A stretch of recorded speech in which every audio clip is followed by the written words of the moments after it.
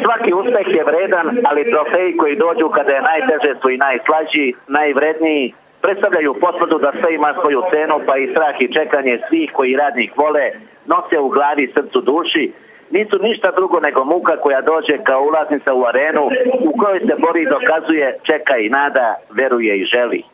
Radnik je stigao do finala u želji da osvoji trofej, a Sloboda da pokuša iza trećeg finala da stigne do cilja. Već u 5. minutu Dušan Hodžić je najavio nešto lepo.